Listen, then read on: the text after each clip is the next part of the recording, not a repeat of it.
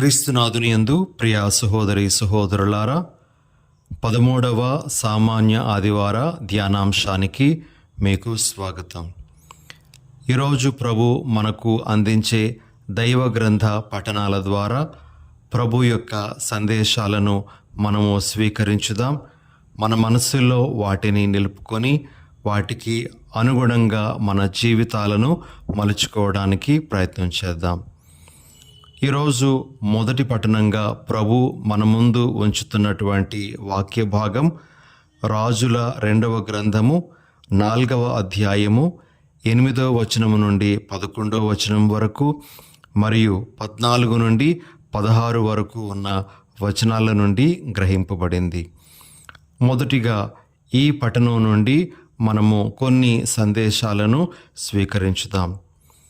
ఈ పఠనంలో మనము షూనేము ప్రాంతానికి చెందినటువంటి ఒక స్త్రీ ఎలీషా ప్రవక్తకు ఏ విధంగా సహాయపడిందో, తన ఇంటిలో ఆతిథ్యాన్ని ఇచ్చి ఏ విధంగా ప్రవక్తకు సహాయపడిందో మనము గ్రహించగలం. ఈ పఠనాన్ని ఆధారంగా చేసుకొని ఈ షూనేము ప్రాంతానికి చెందినటువంటి ఆ స్త్రీలో ఉండేటువంటి కొన్ని గుణాలను, మంచి లక్షణాలను మనము గ్రహించటానికి ప్రయత్నం చేద్దాం. మొట్టమొదటి లక్షణము లేదా గుణము ఆమెలో మనము గుర్తించేటువంటిది ఏమిటి అంటే, ఆమె నిస్వార్థంగా ప్రతిఫలము ఆశించకుండా ప్రవక్తకు సహాయం చేయడానికి ముందుకు వచ్చింది. మనము పట్టణంలో ఆలకిస్తాము. ఆమె తన ఇంటి మీద ఒక చిన్న గదిని నిర్మించి ఆ గదిలో ఒక పడుక, బల్ల, కుర్చీ, దీపము అమర్చినట్లుగా, తద్వారా ఎలీషా ప్రవక్త ఎప్పుడైనా వారి ఇంటికి వచ్చినప్పుడు అక్కడ భోజనం చేసి విశ్రాంతి తీసుకునేటట్లుగా ఆ ఏర్పాట్లన్నీ ఆమె చేయగలిగింది. అయితే ఈ ఏర్పాట్లన్నీ చూసినటువంటి ఎలీషా ప్రవక్త ఎంతో ముగ్ధుడై ఆమెకు ఏదైనా సహాయం చేయాలి అని అనుకుంటాడు. ఎలీషా ప్రవక్త ఆమెను అడుగుతాడు, రాజు దగ్గర నుండి కానీ సైన్యాధిపతి నుండి కానీ నీవు ఏదైనా పొందదలుచుకున్నావా, ఏదైనా నీకు అవసరము ఉందా అని అన్నప్పుడు సున్నితంగా ఆ షూనేము స్త్రీ తిరస్కరిస్తుంది. నాకు సహాయం చేయటానికి నా బంధువుల్లో చాలామంది ఉన్నారు అని ఏమాత్రము ప్రతిఫలము ఆశించకుండా తాను చేయగలిగేటువంటి ఆ సహాయాన్ని ఆమె చేసుకుంటూ వెళ్ళినట్లుగా మనము ఈనాటి పఠనంలో చూడగలము. ప్రియ సహోదరి సహోదరులారా, నిస్వార్థంగా ప్రతిఫలము ఆశించకుండా ఇతరులకు సేవ చేయడం అనేటువంటిది, ఇతరులకు ఉపకారం చేయడం అనేటువంటిది ఒక మంచి గుణంగా ఈరోజు మనము గ్రహించాలి, నేర్చుకోవాలి. సాధారణంగా మనము ఏదైనా సహాయం చేస్తే దానికి మరలా సహాయం లభించాలి అనేటువంటి ఆశతో ఉంటాం. మనకు అవసరమైనప్పుడు ఆ వ్యక్తి ఏదైనా సహాయం చేయాలి అనేటువంటి ఉద్దేశంతో మనం ఉంటాం. కానీ ఈ షూనేము స్త్రీ మాత్రం ఏమాత్రము ప్రతిఫలం ఆశించకుండా ఆమె తాను చేయగలిగేటువంటి ఆ సహాయాన్ని చేయడం జరిగింది. శిరాపుత్రుడైన యేసు జ్ఞాన గ్రంథము 3వ అధ్యాయము 31వ వచనంలో ఈ విధంగా మనము దేవుని వాక్యాన్ని వింటాం. పరులకు ఉపకారము చేయువాడు తన భావి జీవితమును భద్రము చేసుకొనినట్లే కష్టములు వచ్చినప్పుడు అతనికి సహాయము లభించును. మరి ఈ వాక్యం యొక్క సారాంశం ఆమె యొక్క జీవితంలో నిజంగా జరిగింది అని మనము గ్రహించవచ్చు. ప్రియ సహోదరి సహోదరులారా, ఆమె ఆ విధంగా సహాయాన్ని అందించి తన భావి జీవితాన్ని భద్రపరుచుకుంది. తాను ఊహించలేదు తనకు ఎన్నెన్నో మేలులు జరుగుతాయని. అవేవి ఊహించకుండానే ఆమె తాను చేయగలిగేటువంటి సహాయాన్ని చేసింది. అదేవిధంగా మనము పౌలు గారు ఫిలిప్పీలకు రాసినటువంటి లేఖ 3వ అధ్యాయము 4వ వచనంలో ఈ విధంగా దేవుని యొక్క వాక్యాన్ని వింటాం. ప్రతి ఒక్కరూ కేవలము స్వార్థమునే చూచుకొనక పరస్పరము ఉపకారులై ఉండవలెను. ఈమె కూడా తన స్వార్థాన్ని చూసుకోకుండా తాను చేయగలిగేటువంటి ఆ ఉపకారాన్ని ప్రవక్తకు చేయడం అనేటువంటిది మనము ఇక్కడ చూడగలం. కాబట్టి మొట్టమొదటి లక్షణము ఈ షునేము వనితలో మనం చూసేటువంటిది ఏమిటంటే నిస్వార్థంగా ప్రతిఫలం ఆశించకుండా తాను చేయగలిగే సహాయాన్ని ఆమె చేసింది. ఇక రెండవ లక్షణము ఈమెలో మనం చూసేటువంటిది ఏమిటి అంటే ఆమె తన జీవితాన్ని దైవ భీతిలో గడిపింది అని మనం గ్రహించవచ్చు. ప్రియా సహోదరి సహోదరులారా, ఆమెలోని దైవ భీతే ఆమె ప్రవక్తకు సహాయపడేటట్లుగా చేసింది. ఆమె కేవలము ఏదో తనకు మేలు జరగబోతుంది అనే ఉద్దేశంతో ఆ ప్రవక్తను తన ఇంటికి ఆహ్వానించలేదు. దేవుడంటే భయభీతులు కలిగినటువంటి ఆమె ప్రవక్తకు తన ఇంటిలో స్థానాన్ని కల్పించింది. ప్రియ సహోదరి సహోదరులారా, దైవ సేవకుని గౌరవించడం అనేటువంటిది దైవ భీతిలో భాగంగానే ఆమె పరిగణించింది అని ఇక్కడ మనము గ్రహించవచ్చు.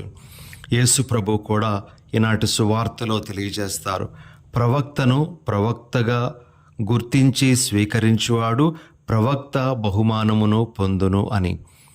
ఒక దైవ సేవకునికి దేవుడు ఎటువంటి ఆశీర్వాదాలు దయచేస్తారో ఆ దైవ సేవకుని గౌరవించేటువంటి వారికి కూడా అటువంటి దీవెనలే దేవుడు ఇస్తారు అనేటువంటి విషయం ఇక్కడ మనకు అర్థమవుతుంది. శిరాపుత్రుడైన యేసు జ్ఞాన గ్రంథము 33వ అధ్యాయము 1వ వచనంలో మనము ఈ విధంగా వాక్యాన్ని వింటాం. దైవ భీతి గలవానికి ఎట్టి కీడు కలుగదు. అపాయం కలిగినప్పుడెల్లా ప్రభువు అతనిని మరలా మరలా ఆదుకొనును. ఈ విషయము ఈమె జీవితంలో జరిగినట్లుగా మనము గ్రహించవచ్చు. ఆమె యొక్క దైవ భీతి వలన ఆమెకు అపాయము వాటిల్లినప్పుడు దేవుని యొక్క కృప ఆమెను ఆవరించింది. ఆమెకు దేవుని నుండి సహాయము సమృద్ధిగా లభించింది. ప్రియ సహోదరి సహోదరులారా, కాబట్టి రెండవ ముఖ్య గుణము ఈ షునేము స్త్రీలో మనము చూసేటువంటిది ఏమిటంటే ఆమెలో ఉండేటువంటి దైవ భీతి. ఇక మూడవ లక్షణం ఈ షునేము వనితలో మనం చూడగలిగేటువంటిది ఏమిటి అంటే ఆమె ప్రవక్త కొరకు తన ఇంటిలో మార్పులు చేయడానికి సిద్ధపడింది. అనగా తన స్థాయికి అతీతంగా వెళ్ళి కూడా ఆమె సహాయం చేసింది. ఇంగ్లీష్లో మనము అవుట్ ఆఫ్ వన్స్ వే అని అంటాం. మనం చేయగలిగిన దానికంటే కూడా ఎక్కువగా చేయడానికి మనము సిద్ధపడితే ప్రియ సహోదరి సహోదరులారా, మనము మన స్థాయికి మించి సహాయం చేశాము అని చెప్పవచ్చు. మరి ఆ షునేము వనిత కావాలి అంటే తన ఇంటిలో ప్రస్తుతము తాను ఉంటున్నటువంటి ఇంటిలోనే ఏవైనా సదుపాయాలు కల్పించవచ్చు. కానీ ఆ ప్రవక్త కోసం ఒక గదిని నిర్మించడము, అందులో తగిన ఏర్పాట్లు చేయడం అనేటువంటిది ఆమె ఏ విధంగా ఆ ప్రవక్త కోసం తన స్థాయికి మించి వెళ్ళిందో మనము అర్థం చేసుకోగలము. ఇక్కడ మనము గ్రహించాల్సినటువంటి ఒక ముఖ్యమైనటువంటి విషయం ఏమిటి అంటే ఆ షునేము స్త్రీ ప్రవక్తకు సహాయపడే క్రమంలో కొన్ని త్యాగాలకు కూడా సిద్ధపడింది అని మనము గ్రహించగలం. తన ఇంటిలో మార్పులు చేయడము అంటే తనకున్నటువంటి ఆ సౌకర్యాలను వదులుకోవడమే. ఆమె కొన్ని కష్టాలకు లేదా కొన్ని ఇబ్బందులకు సిద్ధపడిపోవటమే అని మనము ఇక్కడ గ్రహించగలము. మనము ఈ సందర్భంలో ఒక చిన్న ఉదాహరణను మదర్ తెరేసా గారి జీవితం నుండి తీసుకోవడానికి ప్రయత్నం చేద్దాం. గతంలో మనము ఇది ఆలకించే ఉండవచ్చు, కానీ సందర్భానుసారంగా ఈ సంఘటనను మనం జ్ఞాపకం చేసుకుందాం. ఒకసారి మదర్ తెరేసా మఠానికి చెందినటువంటి కొంతమంది అమ్మగారులు ఒక పేద హైందవ కుటుంబమునకు సహాయం చేయడానికి వెళ్తారు. అక్కడ ఆ కుటుంబ పరిస్థితులను చూసి వారికి ఆ రోజు భోజనాన్ని వారు తీసుకొని వస్తారు. కుటుంబంలో ఉండేటువంటి పిల్లలకు, పెద్దలకు అందరికీ సరిపడా భోజనాన్ని అమ్మగారులు ఆ ఇంటికి తీసుకొని వెళ్ళడం జరుగుతుంది. అయితే ఆ కుటుంబ యజమానురాలు అమ్మగారుల దగ్గర నుంచి ఆ ఆహారాన్ని అందుకున్న తర్వాత అందులో కొంత భాగాన్ని వేరే గిన్నెలో వేసి బయటకు ఆమె వెళ్తుంది. ఆమె ఇంకెవరైనా తన బంధువులు చుట్టుప్రక్కల ఉంటే వారికి ఇవ్వడానికి కానీ వెళ్తుందేమోనని అమ్మగారులు అనుకుంటారు. అయితే ఆమె వెళ్ళి తిరిగి వచ్చిన తర్వాత అడుగుతారు, ఈ ఆహారము మీకే సరిపోదు కదా, మరి ఇంకెవరికో పంచటానికి నువ్వెందుకు వెళ్ళావు, ఎవరికి ఇచ్చావు ఈ ఆహారము అని అడిగినప్పుడు ఆమె ఈ విధంగా సమాధానం ఇస్తుంది, మా ఇంటి దగ్గరే నాకు తెలిసినటువంటి ఒక ముస్లిం కుటుంబం ఉంది. వారి పరిస్థితి కూడా మాలాంటిదే. వారి పిల్లలు కూడా ఆకలితో అలమటిస్తున్నటువంటి వారే. ఈరోజు మాకు భోజనం లభించింది, మరి ఈ భోజనాన్ని వాళ్ళతో కూడా పంచుకుంటే బాగుంటుంది అని అనిపించి నేను సగభాగాన్ని వారికి అందించాను. వాళ్ళు చాలా సంతోషపడ్డారు అని ఆమె చెప్పడం జరుగుతుంది. ప్రియమైన సహోదరి సహోదరులారా, అవుట్ ఆఫ్ వన్స్ వే, తన స్థాయికి మించి వెళ్ళడం అనేటువంటిది త్యాగాలకు సిద్ధపడడం, కష్టాలకు సిద్ధపడడం అనేటువంటి విషయాన్ని తెలియజేస్తుంది. ఈ షునేము స్త్రీ ఆ విధంగా త్యాగానికి సిద్ధపడింది అని మనము గ్రహించగలం. ఇలా ఈ షునేము స్త్రీలో కొన్ని మంచి గుణాలను మనము గుర్తించవచ్చు. వాటిని మనం కూడా మన జీవితంలోన అనుసరించటానికి, అవలంబించటానికి ప్రయత్నం చేయాలి. ఇక ఈరోజు మనం ఆలకించే రెండవ పట్టణము పునీత పౌలు గారు రోమా పౌరులకు వ్రాసినటువంటి లేఖ 6వ అధ్యాయము 3-4 వచనాలు మరియు 8 నుండి 11 వరకు ఉన్న వచనాల నుండి గ్రహింపబడింది. ఈ వాక్య భాగంలో పౌలు గారు మన జ్ఞానస్నానాన్ని యేసు ప్రభు యొక్క మరణ పునరుత్థానాలతో పోలుస్తూ ఉన్నారు. జ్ఞానస్నానం పొందినటువంటి మనము క్రీస్తు మరణంలో భాగస్థులమవుతూ ఉన్నాము. అదేవిధంగా ఆయన యొక్క పునరుత్థానంలో కూడా భాగం పొందుతూ ఉన్నాము అని పౌలు గారు మనకు తెలియజేస్తూ ఉన్నారు. ఇక్కడ పౌలు గారు చెప్పే మాటలను మనము మరొక్కసారి జ్ఞాపకం చేసుకుందాం. రోమా పౌరులకు పౌలు గారు రాసినటువంటి లేఖ 6వ అధ్యాయము 4వ వచనము, మన జ్ఞానస్నానము వలన మనము ఆయనతో సమాధి చేయబడి ఆయన మరణమున పాలు పంచుకొంటిమి. ఏలయనా తండ్రి ప్రభావముచే మరణము నుండి క్రీస్తు లేవనెత్తబడినట్లే మనమును ఒక క్రొత్త జీవితమును గడుపుటకే అట్లు జరిగెను. ప్రియ సహోదరి సహోదరులారా, ఇక్కడ పౌలు గారు మనందరికీ ఇచ్చేటువంటి ఒక ముఖ్యమైన సందేశం ఏమిటి అంటే, మనము పొందే జ్ఞానస్నానము మనలను నూతన వ్యక్తులుగా మార్చాలి అని. జ్ఞానస్నానం పొందేటువంటి ఏ వ్యక్తి అయినా సరే నూతన మనస్తత్వంతో జీవించాలి. జ్ఞానస్నానం పొందినటువంటి ఏ వ్యక్తి అయినా సరే యేసు ప్రభువులా నడుచుకోవడానికి ప్రయత్నం చేయాలి. అతని యొక్క నడవడికలో, అతని యొక్క మాటలలో నూతనత్వం అనేటువంటిది తప్పనిసరిగా గోచరించాలి అని పౌలు గారు మనకు బోధిస్తూ ఉన్నారు. అవును ప్రియ సహోదరి సహోదరులారా, జ్ఞానస్నానము బప్తిస్మమును ఒక కర్మకాండగా మాత్రమే మనం స్వీకరించకుండా అది నూతన జీవితానికి మనలను తీసుకొని వెళ్ళేటువంటి ఒక దైవీక కార్యంగా మనం గుర్తించాలి. జ్ఞానస్నానం పొందినటువంటి మనము నూతన వ్యక్తులుగా నడుచుకోవడానికి ప్రయత్నం చేయాలి. ఇది ప్రభు మనందరికీ ఇస్తున్నటువంటి ఒక ముఖ్యమైనటువంటి సందేశం. ఇక ఈనాటి సువార్త పఠనంలో యేసు ప్రభు తనకు యోగ్యులైనటువంటి శిష్యులు ఎవరు అని మనతో మాట్లాడుతూ 3 ముఖ్యమైనటువంటి గుణాలను మన ముందు ఉంచుతున్నారు. ఎవరు తనకు యోగ్యమైనటువంటి శిష్యులు కాగలరో ఆయన మనకు తెలియజేస్తున్నారు. అందులో మొట్టమొదటి గుణము ఏమిటి అంటే, ఏ వ్యక్తి అయితే తనకు లేదా దేవునికి ప్రథమ స్థానము ఇస్తాడో ఆ వ్యక్తి యేసు ప్రభువుకు యోగ్యమైనటువంటి శిష్యుడు అవుతాడు అని ఇక్కడ ప్రభు మనకు తెలియజేస్తూ ఉన్నారు. యేసు ప్రభు ఒకానొక సందర్భంలో సీమోను పేతురు గారితో మాట్లాడుతూ, యోనాపుత్రుడవైన సీమోను, వీరందరికంటే ఎక్కువగా ప్రేమించుచున్నావా అని అడుగుతారు. యోహాను సువార్త 21వ అధ్యాయము 15వ వచనంలో. ప్రియ సహోదరి సహోదరులారా, ఈనాటి సువార్త పట్టణంలో ప్రభు ఈ విధంగా అంటారు, తన తండ్రిని గాని తల్లిని గాని నాకంటే మిన్నగా ప్రేమించువాడు నాకు యోగ్యుడు కాడు. తన కుమార్తెను గాని కుమారుని గాని నాకంటే మిన్నగా ప్రేమించువాడు నాకు యోగ్యుడు కాడు అని. దీని భావము ఏమిటి అంటే, అందరికంటే, కుటుంబ బంధాల కంటే, స్నేహాల కంటే మనము ముఖ్య స్థానము దేవునికి ఇవ్వాలి.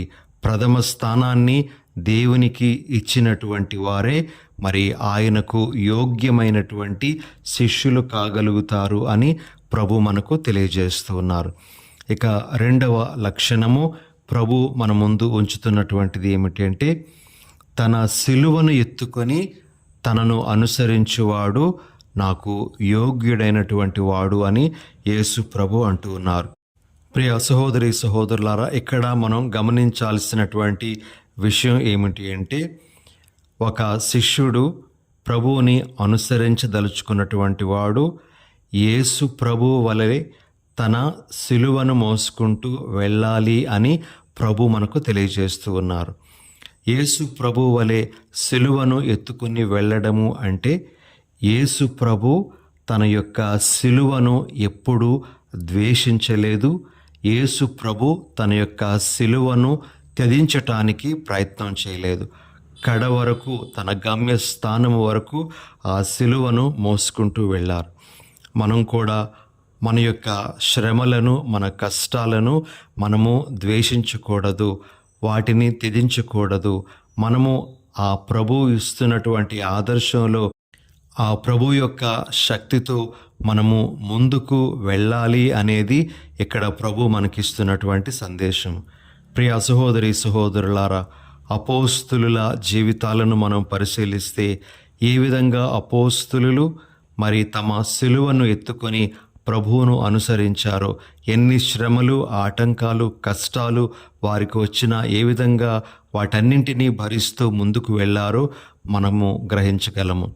ప్రభు మన జీవితంలో మనకు వచ్చేటువంటి శ్రమలు అనగా మనకు కలిగే ఆందోళనలు, మన జీవితంలో ఎదురయ్యేటువంటి ఎదురు దెబ్బలు లేక వైఫల్యాలు, అన్యాయపు పరిస్థితులు, ఇవన్నీ కూడా మనము అనుభవించేటువంటి సిలువలు.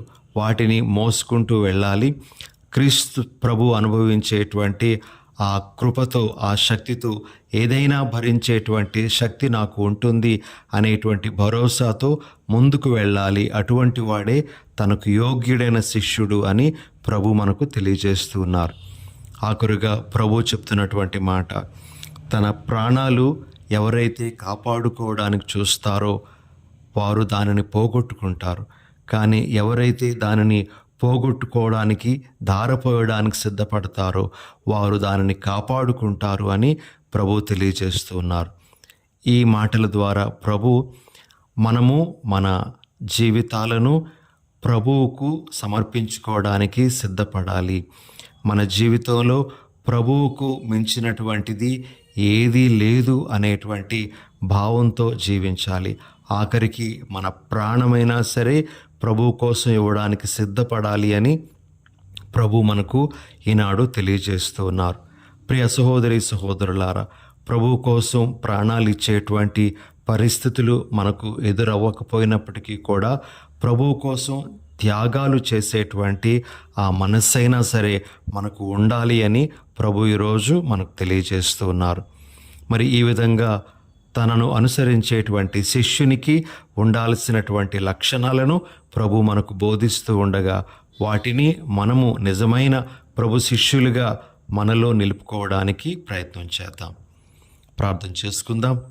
దయగల సర్వేశ్వర, ప్రేమగల మా తండ్రి, ఈరోజు మీరు మాకు వినిపించిన మీ దివ్య సందేశాలను మా మనసుల్లో నిలుపుకునే వరం మాకు ఇవ్వండి.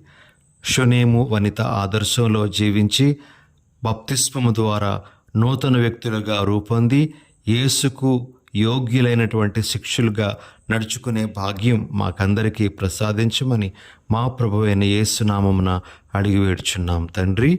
ఆమెన్.